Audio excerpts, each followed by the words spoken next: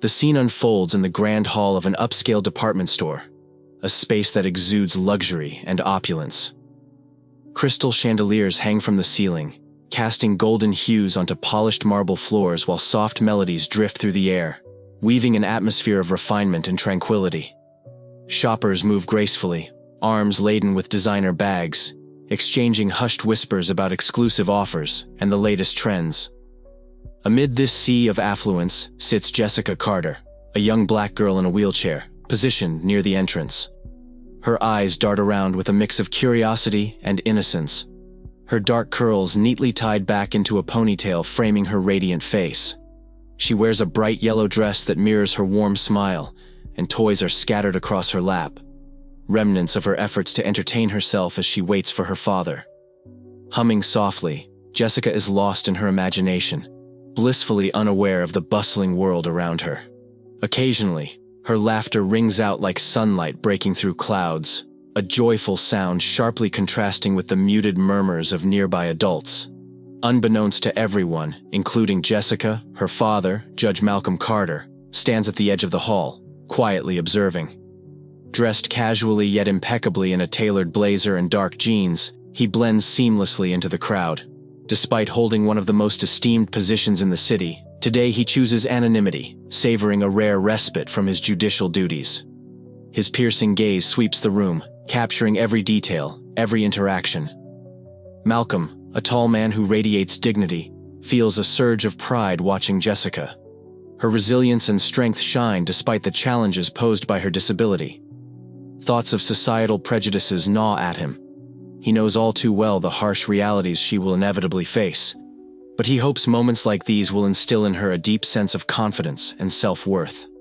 As his mind drifts to recent cases and systemic injustices plaguing marginalized communities, the weight of his responsibilities presses heavily on his shoulders. Yet today, he sets those burdens aside, focusing instead on time spent with his daughter. However, as the minutes pass, Malcolm's protective instincts begin to stir. He notices fleeting glances directed toward Jessica, subtle shifts in body language suggesting disapproval. Some shoppers seem unsettled by her presence, their disdainful looks betraying the prejudices Malcolm has fought against throughout his career. A familiar wave of frustration tightens his chest as he watches Jessica, still oblivious to the undercurrents of judgment swirling just beyond her innocent gaze. In that moment, Malcolm vows to remain vigilant. Though dressed casually, he is no less a protector. First and foremost, her father. What he doesn't realize is that the confrontation looming ahead will not only test his role as a parent, but also challenge the very principles of justice and equality he defends daily in court. The serene ambiance shatters as the doors swing open, and Thomas Caldwell strides in, an embodiment of arrogance and privilege. Clad in a perfectly tailored suit, his commanding presence demands attention.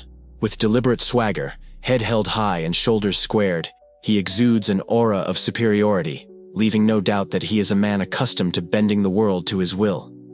Giving a curt nod to the doorman, he brushes past without waiting for the practiced deference usually shown to him.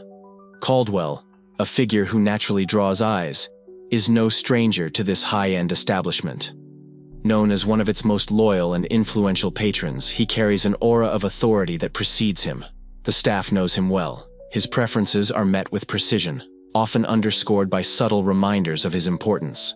For Caldwell, perfection is not merely expected, it is demanded. In his world, service is not a courtesy but an obligation, and those providing it exist solely to cater to his whims. A billionaire with formidable political connections, Caldwell excels at bending rules to suit his needs. His career is marked by strategic manipulation of legislation, ensuring his wealth continues to grow while shielding him from accountability. He moves through life with a sense of entitlement, dismissing anyone he deems beneath him, often based on race or socioeconomic status. Rumors of discriminatory behavior ripple through social circles, but consequences rarely touch him. For Caldwell, power absolves all sins. As he enters the hall, his sharp gaze scans the room, assessing each individual with cold calculation. It lands on Jessica, the young girl in the wheelchair, lost in her own world. A flicker of disdain crosses his face. To Caldwell, she does not belong, a disruption of the refined elegance of the space. Fueled by arrogance and prejudice, he decides to assert his dominance, oblivious to the storm his actions will unleash. Years of unchecked privilege have shielded Caldwell from repercussions, emboldening him to act without restraint. But today, as he approaches Jessica, unaware of the watchful father nearby, the winds are about to shift. What Caldwell fails to realize is that his judgment is not unchallenged, and soon, the fragile veneer of his invincibility will crack. With measured steps, Caldwell approaches Jessica, his polished shoes clicking against the marble floor like a harbinger of conflict. "What are you doing here?" he snaps, his voice dripping with condescension. "This isn't a place for children like you." Startled, Jessica looks up, her wide eyes filled with confusion. She had been happily immersed in her play, oblivious to the harsh judgments of the world around her. But Caldwell presses on, his tone hardening further, unaware that this moment will redefine everything. For him, for Jessica, and for the father silently watching from the shadows. "You're nothing but a waste of space. Can't you see that? A burden. Why even allow people like you in here?" His words dripped with condescension, each syllable laced with venom, designed to humiliate and wound. Emboldened by his wealth and status, Caldwell leaned in closer, his face contorted with disdain. With cruel mockery curling off his lips, he jeered at her disability, sneering at her wheelchair, as if it were an affront to the refined elegance surrounding them. "Do your parents even know you're here?" He spat, his voice sharp enough to cut glass. "Do they even care? You don't belong in a place like this." The biting cruelty of his words shattered the serene atmosphere of the hall. Nearby shoppers glanced over, their faces etched with shock and disbelief. But Caldwell remained unfazed, reveling in the intoxicating rush of power he felt in that moment. In a gesture as degrading as it was deliberate, he reached out, attempting to shove Jessica's wheelchair aside as though she were nothing more than an inconvenient obstacle in his path. "Get out of my way," he commanded, his tone heavy with contempt. But just as he prepared to act, a flicker of hesitation crossed his mind. A fleeting second of doubt. It vanished almost instantly, crushed beneath the weight of his arrogance. Convinced of his invincibility, he pressed forward, certain he could intimidate this young woman without consequence. What he failed to realize was that his actions would set off a chain reaction, dismantling the carefully constructed facade of privilege and authority he had spent years building. Unbeknownst to Thomas Caldwell, Judge Malcolm Carter had been watching the entire scene unfold from a distance. Each venomous word pierced not only the air, but also Malcolm's heart. As a father, he acutely felt the sting of injustice. It was his daughter Jessica who bore the brunt of Caldwell's vile tirade. Beneath his calm exterior, anger simmered, dangerously close to boiling over. He witnessed every cruel remark, every disdainful glance, and knew he had to intervene. Yet, drawing on decades of experience on the bench, Malcolm understood the importance of timing. Justice, he knew, was as much about strategy as it was about righteousness. Instead of rushing in, Malcolm chose to observe, allowing Caldwell's true nature to reveal itself further. As Caldwell leaned in once more, mocking Jessica's disability and questioning her worth, Malcolm's fists clenched at his sides. Taking a deep breath, he steadied himself, though inside, a storm raged. He thought of all the cases of prejudice he'd encountered throughout his career, the insidious ways they seeped into lives, often unseen, but always corrosive. This wasn't merely a personal affront, it was a brutal reminder of the systemic injustices that continued to plague society. When Caldwell attempted to push Jessica's wheelchair, Malcolm felt a surge of resolve. This wasn't just about defending his daughter, it was about confronting head-on the pervasive poison of discrimination. With unwavering determination, he prepared to step in, ready to challenge Caldwell and hold him accountable for his actions. This moment would serve not only as reckoning for Caldwell, but also as a powerful statement to all who witnessed the appalling display of arrogance and bigotry. With measured steps, Judge Malcolm Carter crossed the hall. His demeanor exuded calm authority, commanding attention without raising his voice. Approaching the scene where Caldwell loomed over Jessica, the tension thick enough to cut, Malcolm spoke. "What do you think you're doing?" His voice was firm, steady, yet devoid of anger.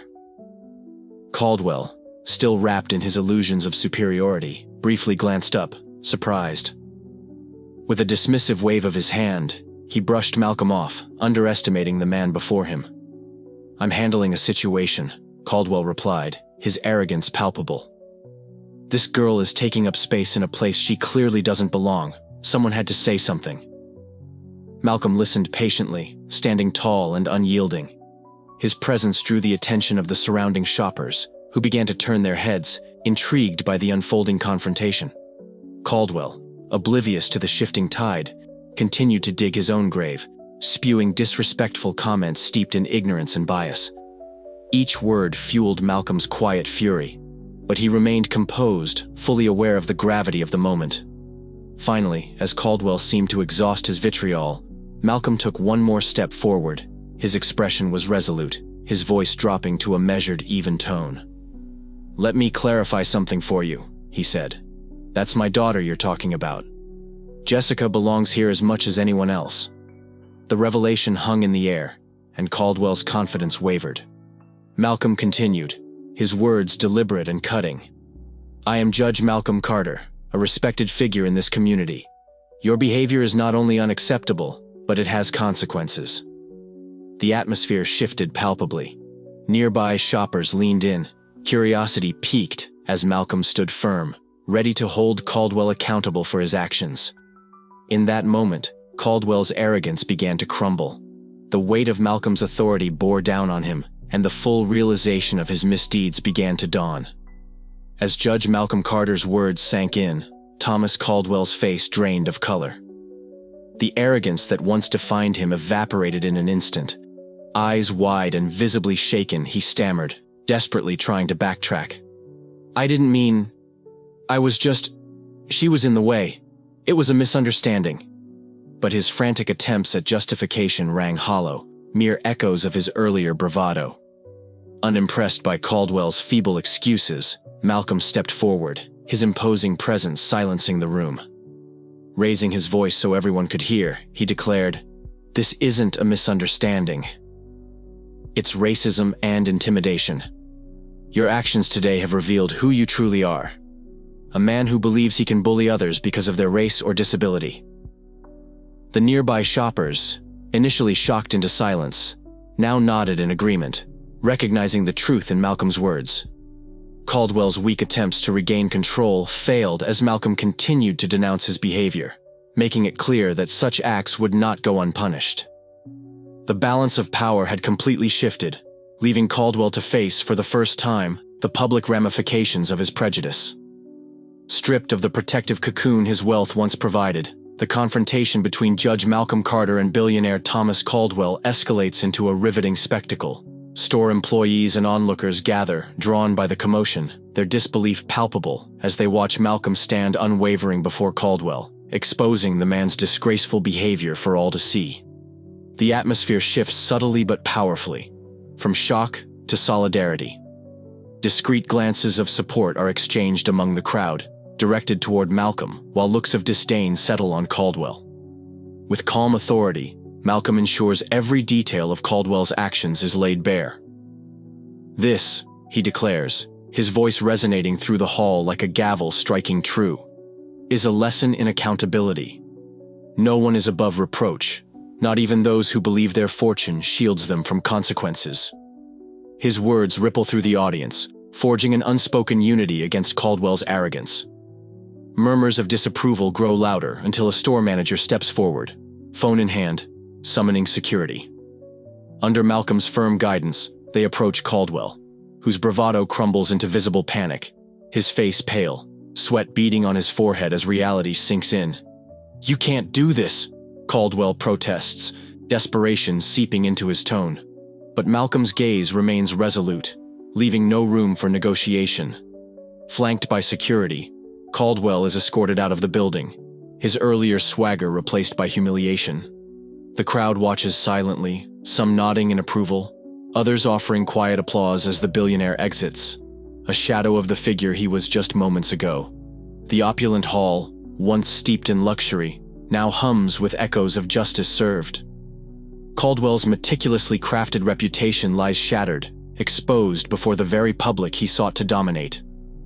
In that moment, the balance of power shifts irrevocably, sending a clear message: dignity and respect are non-negotiable, regardless of status or wealth. As the tension dissipates, Jessica remains visibly shaken. Malcolm kneels beside her, his stern expression softening as he reaches out to comfort her. "Hey, sweetheart," he says gently, brushing a strand of hair from her face. "You didn't do anything wrong. You belong wherever you choose to be, and don't ever let anyone make you feel otherwise." He watches her closely, hoping to reassure her that the hateful words she endured do not define her. "People like Caldwell may think they hold the power," he continues in a firm yet encouraging tone. "But true strength comes from standing up for yourself and defending others. You showed incredible courage today, and that's something you should be proud of." Seizing the moment, Malcolm imparts a deeper lesson on self-respect and resilience. He emphasizes the importance of taking pride in who she is, a strong black girl with limitless potential to offer the world. As they share this poignant moment, Malcolm realizes their bond has deepened, forged in the fire of a head-on confrontation with prejudice. Meanwhile, the repercussions of Caldwell's actions extend far beyond the department store. News of his disgrace spreads quickly, irreparably tarnishing his reputation. Business relationships that thrived on his wealth begin to falter, and his political influence erodes as former admirers distance themselves in disgust. Cracks in his empire widen, revealing the fragility of a power built on arrogance rather than integrity. With lessons learned and spirits lifted, Malcolm and Jessica exit the store together. Bathed in the warmth of sunlight, Malcolm feels a renewed sense of purpose, while Jessica walks taller, stronger, and more confident than ever, ready to face whatever challenges lie ahead. Together, they leave behind not only a store but a powerful testament to resilience, love, and triumph over adversity. A reminder that courage and compassion will always prevail.